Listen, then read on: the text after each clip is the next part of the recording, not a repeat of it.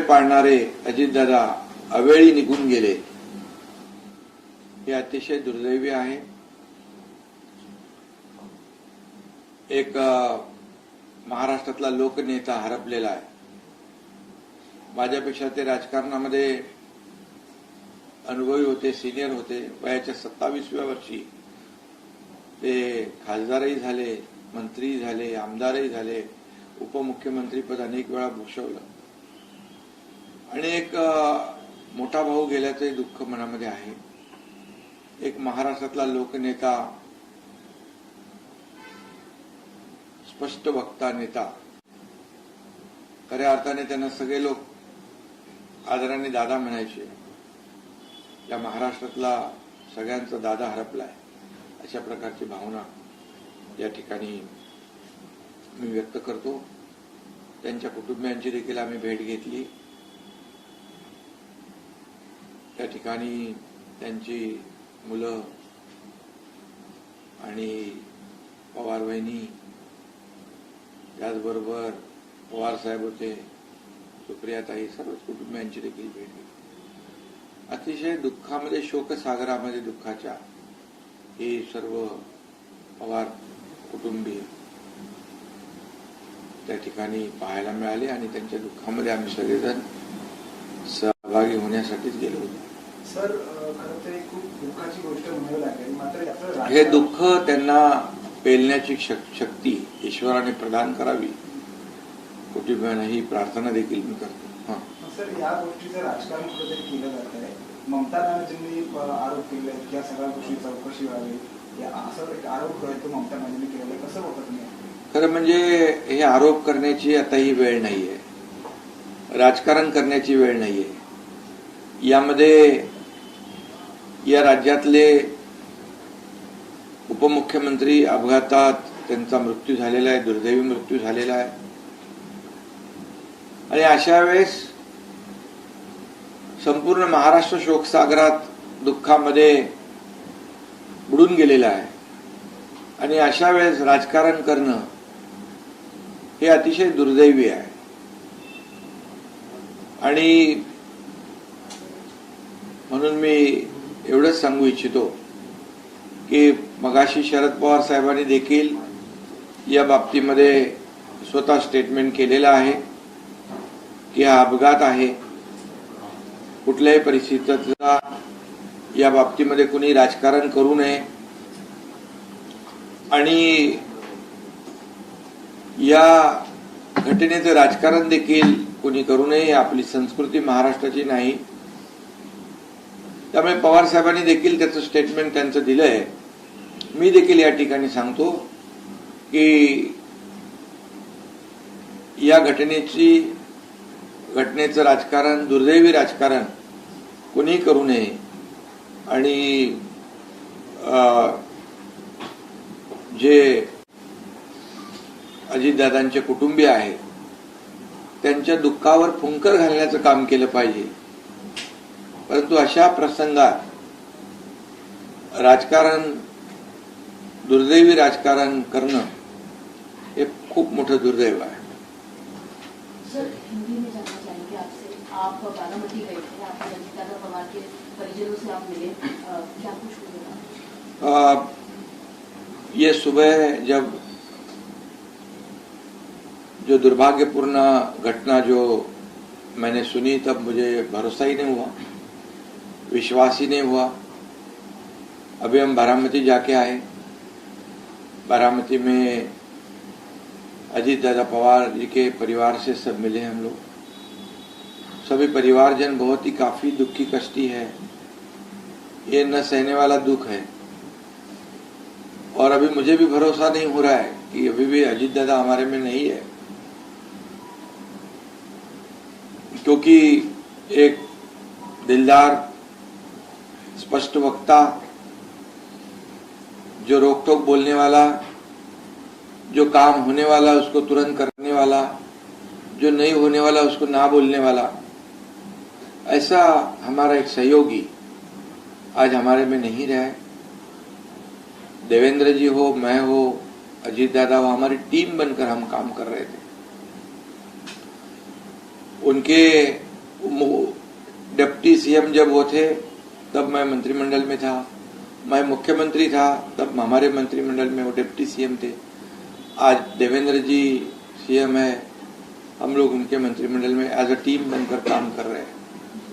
आदरणीय प्रधानमंत्री नरेंद्र मोदी जी के मार्गदर्शन में ये महाराष्ट्र को आगे बढ़ाने का काम हम साथ में मिलकर कर रहे थे। इसमें बहुत बड़ा योगदान हमारे अजीत दादा पवार जी का भी रह चुका है।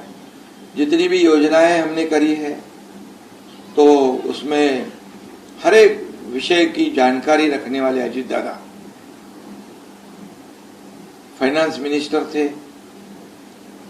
कई योजना, लाडली बहनों जैसा योजना हमने की तो उससे भी खर्च का तालमेल बिठाने का काम अजीत दादा ने किया। और ऐसी परिस्थिति में उनका बड़ा योगदान इस महाराष्ट्र के विकास में रहा है। आज वो हमारे बीच नहीं रहे, ये हमारे लिए बहुत ही दुख की बात है। ये महाराष्ट्र पवार परिवार का ही नुकसान नहीं है, ये पूरे महाराष्ट्र को नुकसान है। और कई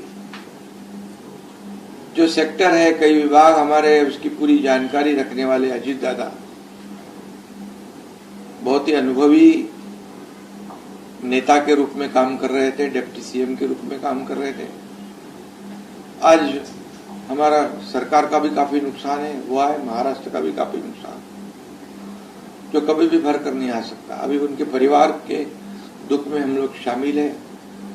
बारामती जाके आने के बाद भी हमें विश्वास नहीं हो रहा है कि अजीत दादा हमारे बीच नहीं है, तो उनके परिवार को कितने कष्ट होते होंगे। इसलिए हम सब मिलके उनके परिवार को ये दुख सहने की शक्ति प्रदान करे, इसी ईश्वर के पास प्रार्थना करते हैं। जब महाराष्ट्र इतने बड़े दुख से गुजर रहा है, उस बीच में ममता बनर्जी का एक बयान आता है, वो कहती है कि अभी कुछ दिनों में वो शरद पवार फैक्शन ज्वाइन करने वाले थे, उससे पहले ऐसी घटना हुई है, जांच होनी चाहिए, कई सारे आरोप उन्होंने लगाए हैं। तो क्या कहेंगे इसमें? फाउल प्ले बता रही है ममता बनर्जी। इस पूरे मामले में वो बता रही है कि कुछ फाउल प्ले है। देखिए क्या है, ऐसी घटना जब होती है तब ऐसे घटना में राजनीति करना उचित नहीं होता, ये दुर्भाग्यपूर्ण है। और रही बात जो भी टेक्निकलिटी होगी या हम लोग वहां गए थे तो विजिबिलिटी की बात हो रही थी, ये तो टेक्निकल बातें हैं, उसकी तो वो तो सामने आएगी।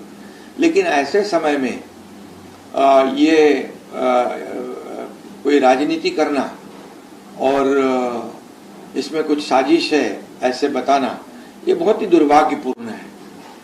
खुद पवार साहब ने, शरद पवार साहब ने खुद ही स्वयं स्पष्ट किया है कि ये केवल अपघात है, एक्सीडेंट है और ये कोई साजिश नहीं है। तो निश्चित रूप से महाराष्ट्र एक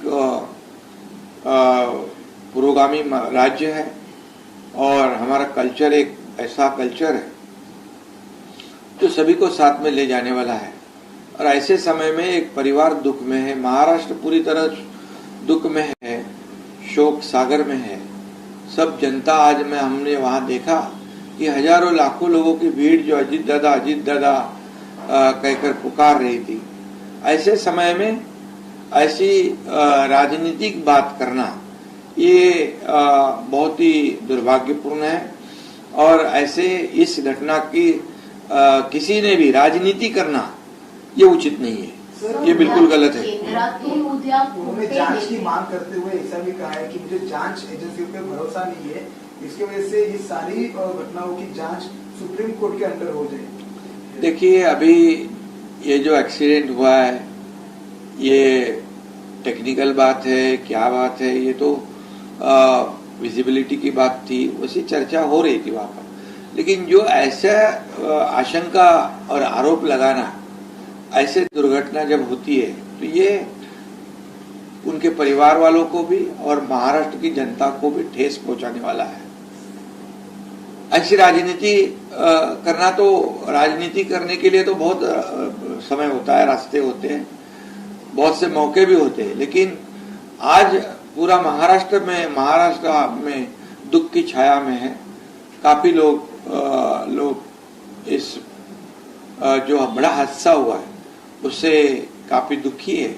ऐसे समय में कोई बाहर से अगर कहे और आरोप लगाए तो ये उचित नहीं, ये गलत है, इसकी राजनीति करना गलत है पूरी तरह। और इसका शरद पवार साहब ने खुद ही उन्होंने प्रेस स्टेटमेंट किया है और उन्होंने खुद ही बताया है। तो मैं इतना ही कहूंगा कि ये बहुत ही संवेदनशील बात है, इसमें कोई भी हो इसका राजकारण ना करे, इसकी राजनीति के लिए कोई फायदा उठाने की कोशिश ना करे। सर, एअरक्राफ्ट ज्या कंपनीच्या होतात त्या कंपनीची चौकशी होणार आहे किंवा असे टेक्निकल बाबी, कारण भविष्यात सुद्धा असा धोका होऊ शकतो, तर त्या संदर्भात काही याची पुनरावृत्ती होऊ नये भविष्यामध्ये यासाठी जे काही टेक्निकल काही गोष्टी असतील, काही टेक्निकल एरर असतील किंवा त्या ठिकाणी गेल्यानंतर आम्हाला काही लोक सांगत होती विजिबिलिटीचा विषय होता, तर या बाबतीमध्ये ते तांत्रिक ज्या बाबी आहे त्याच्याबद्दल तर ते साहजिक आहे, परंतु तांत्रिक बाबी वेगळ्या, ह्या ज्या काही गोष्टी आहेत म्हणजे त्याच्यामध्ये राजकारण आहे, षडयंत्र आहे, साजिश आहे, हे बोलणं हे उचित नाहीये। केंद्रातून कोणते नेते येण्याची शक्यता आहे केंद्रातून गृहमंत्री अमित शाह साहेब येण्याची शक्यता आहे आणि कारण अजित पवार एनडीएचे आमचे घटक पक्षाचे नेते होते आणि केंद्राचे मंत्री देखील आज आले होते, एव्हिएशन मिनिस्टर होते, त्यामुळे अजितदादा सगळ्यांमध्येच लोकप्रिय होते, त्यामुळे नक्कीच त्यांच्या अंतिम दर्शनासाठी लोक येतील मोठ्या प्रमाणात। एक और इसमें टेक्निकल स्नैप तो बताया नहीं जा रहा है, लेकिन जो एविएशन कंपनीज में इन्वॉल्व कहा यह जा रहा है कि उनके द्वारा बेहद रिपीटेड ऑफेंडर्स जो है वो है नियमों का वो पालन नहीं करते थे, उसका उल्लंघन करते थे, तो उसको लेकर भी आप लोग जांच करें कि कंपनी की हिस्ट्री क्या रही। देखिए वो तो जो है टेक्निकलिटी जो है उसकी तो होगी जांच, कंपनी का पूरा बैकग्राउंड क्या है क्या, वो तो पता चलेगा। उससे तो एक्सीडेंट है तो उसकी तो तफ्तीश तो होती है एक्सीडेंट। सौरभ मुखर्जी एनआईसी, और सवाल ये है कि पिछले कुछ सालों में और कुछ दशकों में भी देखा गया है कि बहुत सारे ऐसे राजनेता हैं जिनकी हेलीकॉप्टर में निधन हो जाता है, उनका एक्सीडेंट हो जाता है, तो ऐसा केस बहुत ही ज्यादा दुखदायी भी होता है और इन केस इन सब में मतलब जो रिजल्ट्स आते हैं एग्जामिनेशंस के प्रूफ की, ये बहुत हद तक कहीं बता नहीं पाते हैं असली रीजन की हुआ क्या है, तो इस केस में आपकी क्या टिप्पणी है? नहीं, इसमें तो देखिए बिल्कुल ऐसी घटना दोबारा ना हो, क्योंकि जो भी टेक्निकल बातें हो या जो भी इसमें एक्सीडेंट होने के बाद एक्सीडेंट क्यों हुआ, कैसे हुआ, इसकी जांच तो होती है और निश्चित रूप से ऐसी घटना दोबारा ना हो ऐसी कोशिश हर एक एविएशन कंपनी जो है, एयरलाइंस है, सभी ने लेना चाहिए, सभी ने लेना चाहिए, प्रिकॉशन तो लेना चाहिए, क्योंकि ये बड़ा हादसा हुआ है। दरम्यानच्या काळामध्ये या अपघातामध्ये जो क्रू सहभागी होता, मग कॅप्टन असतील किंवा इतर जे सपोर्टिंग स्टाफ त्यांच्यामध्ये होते, ते तितकेसे कार्यक्षम नव्हते किंवा तेवढे वेल एक्सपिरियन्स नव्हते, अशा पद्धतीची सुद्धा एक चर्चा समोर येते आहे। त्याबद्दल सरकार काय भूमिका घेणार? केवळ अजित पवार नाही तर इतर 6 सदस्यांचे बरोबर आहे, असे खरं म्हणजे 6 लोकांचे जीव गेलेले आहेत, हे अतिशय म्हणजे ही मोठी दुर्घटना आहे। अजितदादा तर त्याच्यात होतेच, परंतु इतरही लोक होते, त्यामुळे अशी चर्चा जी आहे या चर्चेचा तपशील जो आहे मी ऐकला आणि त्यामुळे अशा प्रकारची दुर्दैवी घटना घडू नये म्हणून प्रत्येक ज्या काही या कंपन्या एअरलाइन्स कंपन्या आहेत यांचं पूर्णपणे पार्श्वभूमी आणि ते सगळ्या ते जी काही यंत्रणा आहे ती त्यात तपासणारच, कारण याची पुन्हा पुनरावृत्ती होऊ नये। पण इतकंच आहे की या घटनेचं राजकारण करू नये अशा वेळेस, एवढीच माझी सूचना होती। दोन गोष्टी आहेत, तर ममता बॅनर्जी यांनी देखील चौकशीची मागणी केलेली आहे, आपल्या राज्यातले एक ऍडव्होकेट आहेत नितीन सातपुते यांनी देखील यामध्ये संशय व्यक्त केलेला आहे आणि त्यांनी देखील चौकशीची मागणी केलेली आहे। नाही बघा, आता अपघाताची चौकशी होतेच आहे, परंतु त्याचं राजकारण करणं हे दुर्दैवी आहे। घटना झाली हे तर दुर्दैवी आहेच, पण या घटनेचं राजकारण करणं त्याहीपेक्षा दुर्दैवी आहे. एक्सीडेंट हुआ है वो तो दुर्भाग्यपूर्ण है ही है, उसमें 6 जाने गई है, लेकिन इसका राजनीतिकरण करना ये उससे ज्यादा दुर्भाग्यपूर्ण है. और शरद पवार साहब ने अभी खुद ही मीडिया के सामने उनकी बातें रखी है, ये भी सबको पता है.